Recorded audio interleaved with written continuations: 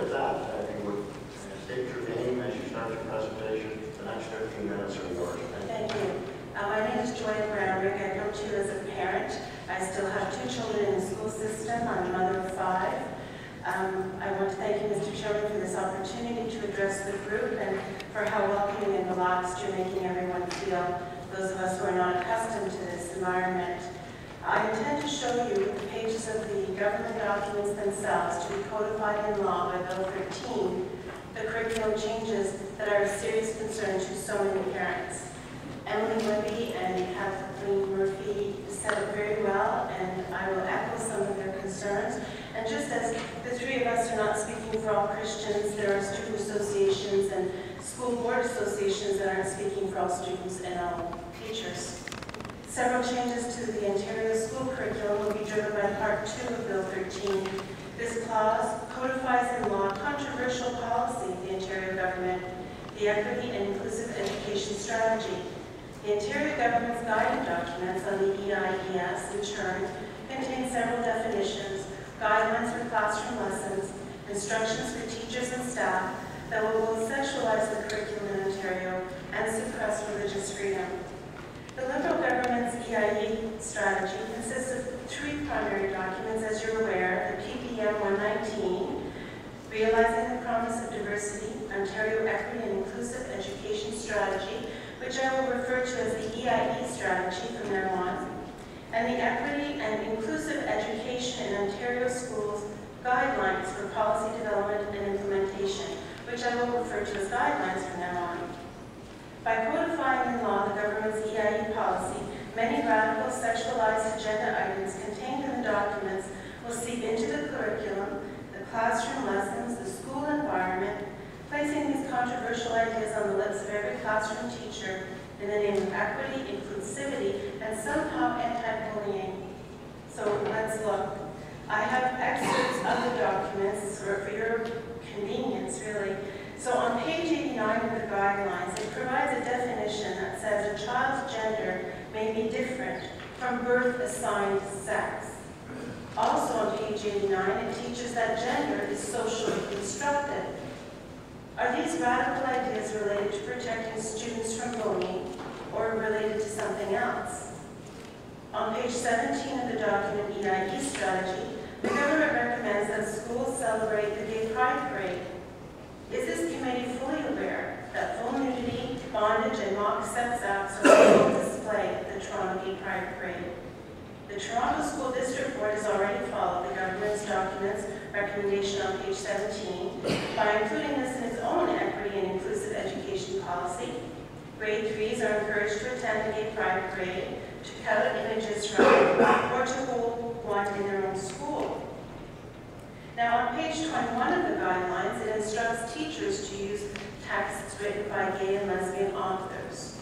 This implies that gay themes will be present in those texts and discussed in the classroom, really regardless of what the actual subject being taught is, whether it's geography or math or something else. On page 9 of the guidelines, it shows the disputed gender theory, which refers to LGBT as different kinds of people. Again, do we want to cause psychosexual confusion amongst children? Do we want children to identify themselves by their sexual attraction? And how does this prevent bullying? On page 89 of the guidelines, it provides the official government definition of homophobia, which makes no exception for sincerely held religious beliefs, the Bible, or other sacred scriptures.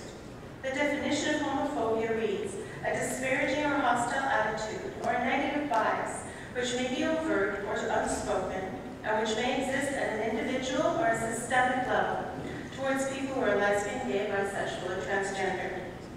This definition has been deliberately made so broad that innocent comments made by students, teachers, and parents out of sincerely held religious belief will be classified as disparaging and containing a negative bias.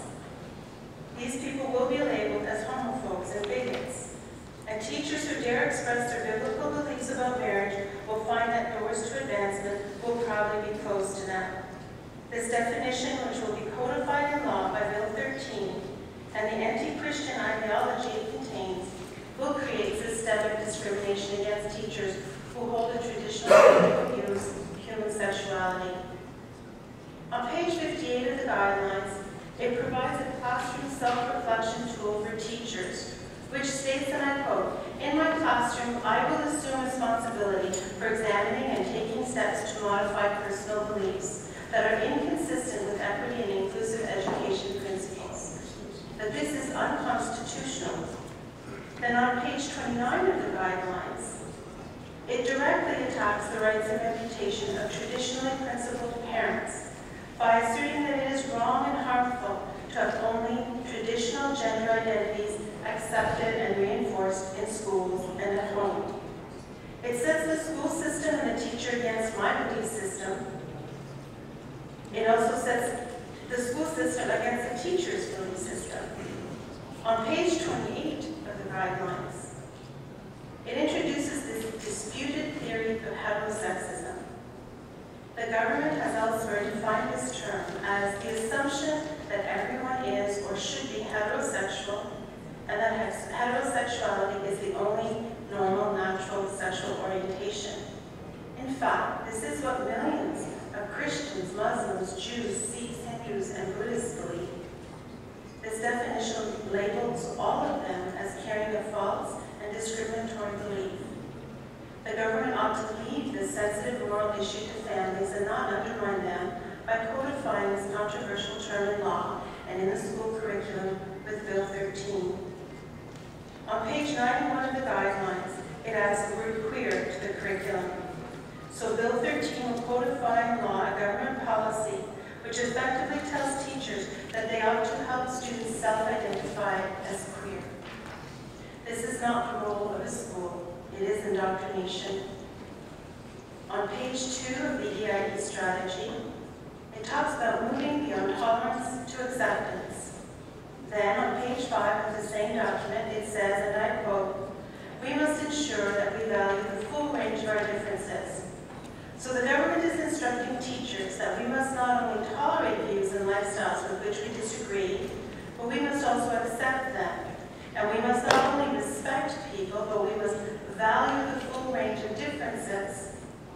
Since we know this policy is focused on the LGBT issues, it's abundantly clear that the government is saying we must accept and value, which is to say we must celebrate everybody's sexual preference. That this is an attack on freedom of conscience, freedom of religion, and parental rights. Parents and teachers with religious faith do not agree with this proposition. It amounts to another attack on them. On page 26 of Realizing the Promise of Diversity, the government admits that it intends to revise curriculum to ensure that homophobia is addressed in the classroom.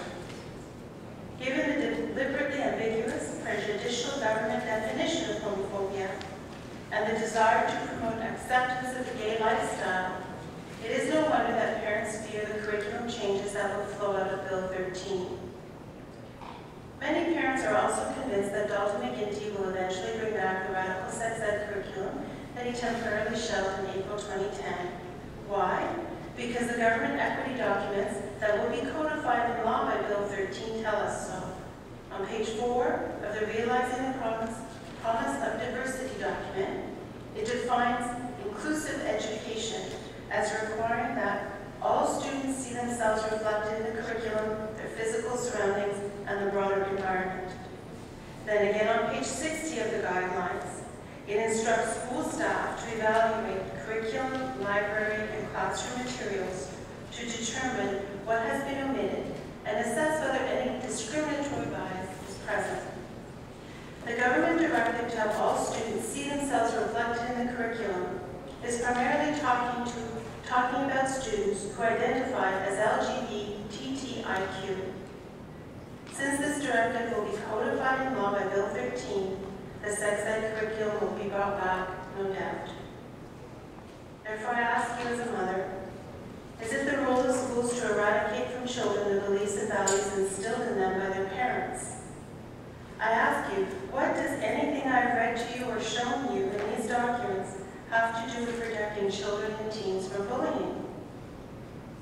And I ask you finally, please strike from Bill 13, clause number 2, which will require by law all schools to have an equity policy and give the minister the power to rewrite that policy or enact Bill 14 as is.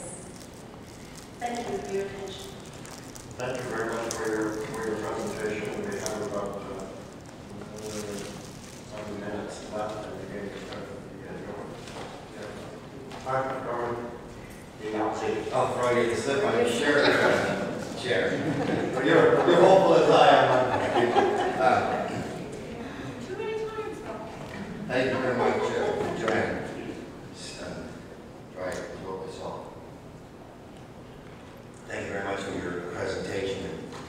Do you believe, Johanne, that students who are self-identified as being gay or homosexual, queer, whatever they call themselves, whatever they choose to call themselves, that they should be protected in their schools? No more than anyone else. The same as everyone else. But they should be protected. As with anyone who has a big nose, who's poor, who is a different ethnicity, should also be protected from bullying, all equally. Could you just answer that question? But those students who are identified should be protected. From bullying? Yes. Yes. So that is the essence of what anti-bullying legislation should be, correct? It should protect students. All students.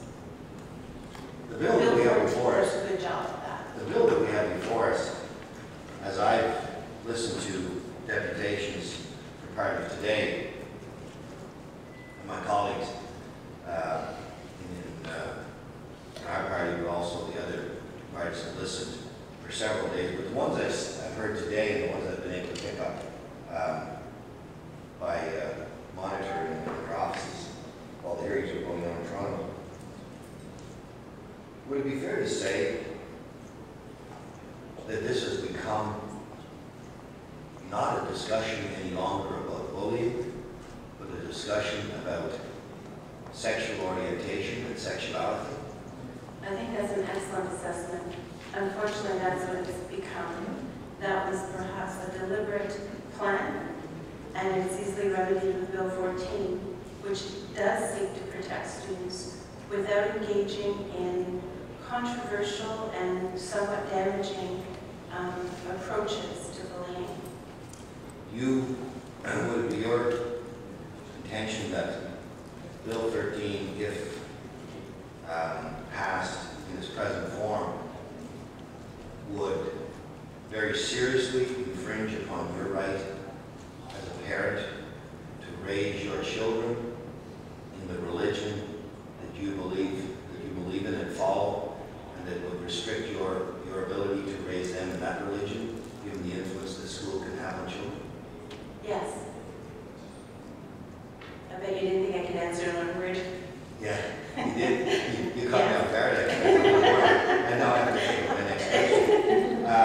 There has been a suggestion that from some people who have testified here today or spoken as testified strongly, that if Bill 13 is enacted without the kind of amendments that they've talked about, or where it specifically talks about protecting students, all students, equally and inclusively, that in its present form it would likely be challenged in the courts, which of course would tie the bill up for some time and maybe prevent the implementation of not only Bill 13, but any bill that may be designed to protect students against bullying in the classroom or outside the classroom as well, certainly within the environment of the school. Do you share that view that that could be the case, that it could be challenged in the courts? And if so, and if it's held up, it would actually prevent the implementation of what we're trying to do, and that is to protect students against bullying? Yes, indeed. An unnecessary delay in protecting children. It would tie up, I didn't know the bill, that it would tie up other bills. It certainly will tie up a lot of money. Thank you very much. answer the question. Thank you very much. Thank Thank you. you very much for your presentation.